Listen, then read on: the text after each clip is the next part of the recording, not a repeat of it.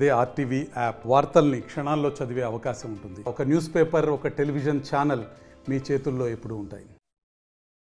ముందుగా అందరికీ నమస్కారం. సో ఇక్కడికి వచ్చినట్టు మీడియా మిత్రులకి తర్వాత పోలీస్ సిబ్బందికి అందరికీ నమస్కారం. మీ అందరికీ తెలుసు, మనకు వేదాయపాలెం పోలీస్ స్టేషన్ లిమిట్స్లో 6th మనకు ఒక మర్డర్ కేసు ఒకటి రిపోర్ట్ అయింది. గొల్లపల్లి చిన్నయ్య అని చెప్పేసి, ఇతని నేటివ్ ప్లేస్ వచ్చి ఉదయగిరి మండలము.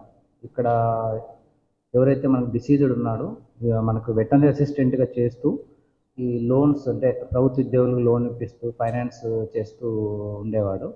ఇప్పుడు ఎవరైతే మనకు మీ అందరికీ తెలుసు 6th జరిగింది. ఆల్మోస్ట్ నిన్నటి వరకు మనకి ఈ కేసు డిటెక్షన్ కోసం చాలామంది ఆఫీసర్స్ అందరూ డే అండ్ నైట్ వర్క్ చేశారు.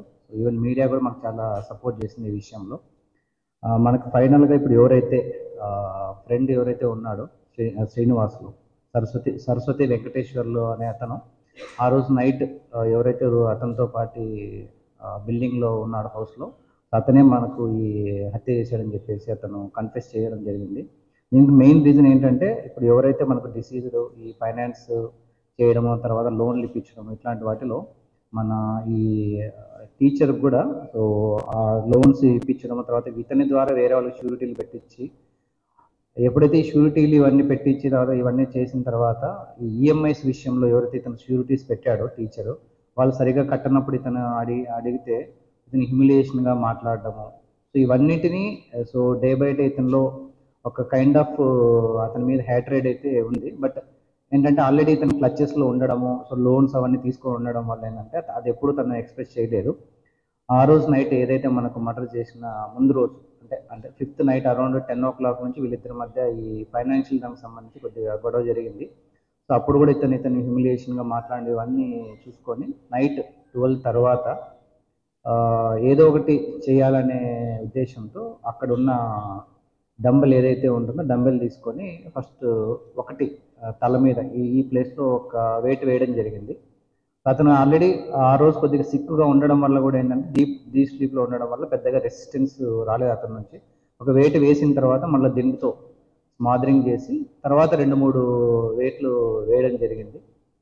సో ఇది ఆ రోజు నైట్ ఇతను చేసింది. దాని తర్వాత మనకు ఇతను ఆ బ్లడ్ ఏదైతే ఉందో దాన్ని డంబెల్కి అయిన బ్లడ్ని బయట వరండాలో ఉన్న ట్యాప్ దగ్గర క్లీన్ చేయడము, దాని తర్వాత అక్కడ పెట్టేయడము. సో ఫ్లూ స్టీమ్స్ వచ్చినప్పుడు అయినా డాగ్స్ పసిగట్టకుండా అక్కడే ఉన్న కారం పొడి చల్లడం వల్ల మనకు ఈ 10 daysలో అతను ఓపెన్ కాకపోవడం వల్ల సో డిఫరెంట్ యాంగిల్స్ చనిపోయిన పర్సన్కి ఫైనాన్షియల్ ఇష్యూస్ మిగతా వాళ్ళతో ఉండడం వల్ల మల్టిపుల్ సోర్సెస్ నుంచి అతనికి మేబీ థ్రెట్ ఉండడం వల్ల కూడా మనకు ఇన్వెస్టిగేషన్ మనకు ఈ లాస్ట్ 10 days తీసుకుంది.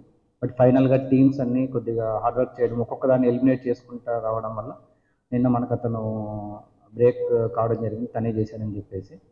సో మొత్తానికి ఇది ఏదైతే ఈ నెల్లూరులో ఎస్పెషలీ మర్డర్ జరిగిన తర్వాత అయితే కొద్దిగా కంటిన్యూస్గా జరిగినప్పుడు కూడా మర్డర్స్ ఏంటంటే ఒక కైండ్ ఆఫ్ ఇదొకటి వచ్చిందనమాట, ఎందుకు కంటిన్యూస్గా జరుగుతున్నాయని చెప్పేసి. సో మాకు కూడా ఏంటంటే ఇది ఏమన్నా ఏమన్నా అసాసినేషన్ ద్వారా జరిగిందన్న ఒక కోణంలో కూడా మేము చేయడం జరిగింది. మొత్తానికి సో లోపల ఉన్న పర్సనే ఫైనాన్షియల్ రీజన్స్ వల్ల ముందు నుంచి అతను పెట్టుకున్న కక్ష వల్ల ఈ మర్డర్ చేయడం జరిగింది. సో టీమ్స్ అన్ని చాలా ఎఫర్ట్స్ పెట్టాయి లాస్ట్ 10 days నుంచి కంటిన్యూస్గా అన్ని సోర్సెస్ ఎవరైతే చేసిందో ప్రతి ఒక్కటి డీటెయిల్డ్గా వెళ్ళి చేసిన కేసు ఇది. చాలా ప్రెస్టీజియస్గా తీసుకొని మరీ చేయడం జరిగింది. So once again Nellore police కానీ టీం కానీ ఏదైతే మనకు ఈ మర్డర్ ఉందో వాళ్ళు చాలా చాకచక్యంగా చేయడం జరిగింది. సో ఇదే ప్రెస్ మీట్లో నేను మీడియాకి కూడా థ్యాంక్స్ చెప్పాలి. ఎందుకంటే ఇంత జరిగినాక లాస్ట్ 10 days నుంచి ఏ రోజు కూడా ఎవరు నెగిటివ్గా ఏది రాయలేదు మీడియా వాళ్ళు ఎవరు, అంటే జరుగుతూ ఉంది ఇంకా పట్టుకోలేదు ఏంటి నెల్లూరు మళ్ళా మర్డర్స్ ఇదంతా ఎక్కడేం రాయకోకున్నట్టుగా మాకు ఫ్రీడమ్ ఇచ్చేసి మాకు లిబర్టీ ఇచ్చి కూడా మీడియా వాళ్ళు, అంటే అది బోత్ ప్రింట్ మీడియా కావచ్చు మామూలుగా టెలివిజన్ మీడియా కావచ్చు, ఎక్కడ నెగిటివ్ ఇవి వీడియోస్ కానీ తర్వాత న్యూస్ పేపర్స్లో కానీ రాయకోకున్నట్టు మాకు ఫుల్ ఫ్రీడమ్ ఇవ్వడం వల్ల ఈ 10 days కూడా మేము కష్టపడి చేసాం. సో ఎక్కడ ఎవరికి ఎలాంటి నేను కూడా పర్సనల్గా వెళ్ళి సీన్ కూడా విజిట్ చేయడం జరిగింది. సో ఏదైనా కూడా మన దృష్టిలో వచ్చినదైతే కంపల్సరీగా మీడియా వాళ్ళ సపోర్ట్ ఎప్పుడు మాకు ఉండాలి. మీకు తెలిసిన ఇన్ఫర్మేషన్ మాకు ఇవ్వాలి, మాకు తెలిసిన ఏదన్నా కూడా మేము మీకు ఎప్పుడు సపోర్ట్గా ఉంటాం. సో వన్స్ అగైన్ మీడియా కూడా నా సైడ్ నుంచి thanks. At the same time team additional SP admin గారు కానీ టౌన్ డిఎస్పీ గారు కానీ వాళ్ళ టీం అంతా చాలా ఎఫర్ట్స్ పెట్టి చేశారు. సో వాళ్ళకు కూడా వాళ్ళకి టీమ్ మెంబర్స్ అందరికీ కూడా నా సైడ్ నుంచి కంగ్రాచులేషన్స్. Thank you. ఇస్తే చాలా చేంజెస్ ఉన్నాయి. ఏదర్ మనము డ్రోన్ ద్వారా కానీ, తర్వాత నైట్ టైము హోటల్స్ కానీ ఇట్లాంటివన్నీ కూడా ఆడ్ అవర్స్లో ఇప్పుడు ఓపెన్ అయి ఉండట్లేదు. ఈవెన్ పోలీస్ టీమ్స్ కూడా కంటిన్యూస్గా మన వెహికల్స్ పెట్టేసుకొని ఎవరైతే యూత్ అనవసరంగా ఆడ్ అవర్స్లో తిరుగుతున్న వాళ్ళని కూడా మనము స్టేషన్ పిలిపించేసి వాళ్ళ పేరెంట్స్ని పిలిపించి మరి మనం కౌన్సిలింగ్ కూడా ఇస్తున్నాం. సో లాస్ట్ కొన్ని రోజులు అంటే కొన్ని ఇన్సిడెంట్స్ ఎలా ఉంటాయంటే మీకు లాస్ట్ టైం కూడా చెప్పాను. సో మర్డర్స్ అనేది మనం ఒక అనాలిసిస్ చేసుకోవాలి. ఇప్పుడు ఇది కూడా మన రీసెంట్ ఇప్పుడు వేదాయపాలెంది కూడా మేము కూడా అనుకోవడం అనేది ఇది ఒక మరీ ఏదైనా హైరైడ్ ఏమన్నా జరిగిందా ఏంటి మన ఏదైనా అది ఉందా అనుకున్నాం. బట్ స్టిల్ ఇప్పుడు చూస్తే మనకు అది లోపల ఉన్న పర్సనే చేయడం జరిగింది. బట్ మీరు ఏదైతే అన్నారో దానికి సంబంధించి కూడా క్రైమ్ సంబంధించి కూడా మేము వర్కౌట్ చేస్తున్నాం. కమింగ్ డేస్లో ఇంకా కొద్దిగా చేంజెస్ కనిపిస్తాయి.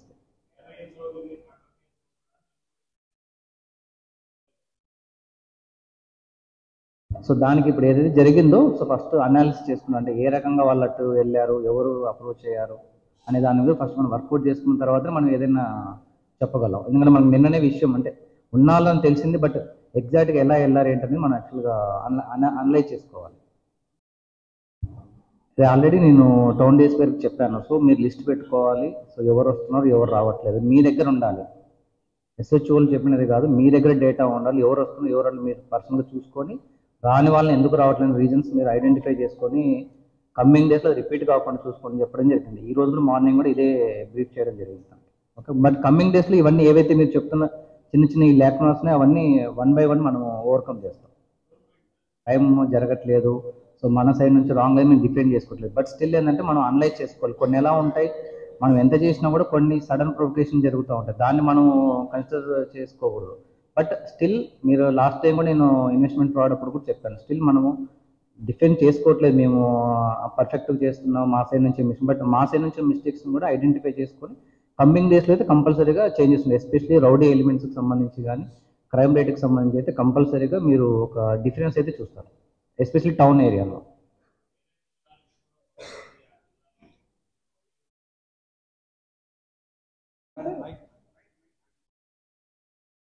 ఈ మీరు చెప్పిన రౌడీ ఎలిమెంట్స్ అన్ని మనం పీడియాక్స్ చాలా పెట్టడం జరుగుతుంది. ఇప్పుడు ప్రపోజల్స్ ఉన్నాయి, సో ఇంకా పెడుతున్నాము. సో అందుకనే మీకు మన దగ్గర మర్డర్స్ దాంట్లో రౌడీ ఎలిమెంట్స్ అనేది మీకు గత ఒక 15-20 days నుంచి మీకు అది కనిపిస్తూ ఉంటుంది ఆ చేంజ్. సో అది కూడా సార్ చెప్పినట్టు ఈ ఇన్స్ట్రక్షన్స్ కూడా ఫాలో అయ్యి నెక్స్ట్ దాని మీద ఎలా కంట్రోల్ చేయాలో ప్లాన్ ఆఫ్ యాక్షన్ అయితే తీసుకున్నాను. మరిన్ని వీడియోస్ కోసం ఛానల్ ని సబ్స్క్రైబ్ చేయండి. లేటెస్ట్ అప్డేట్స్ కోసం వాట్సాప్ ఛానల్ ని ఫాలో చేయండి. అండ్ లింక్ డిస్క్రిప్షన్ లో ఉంది.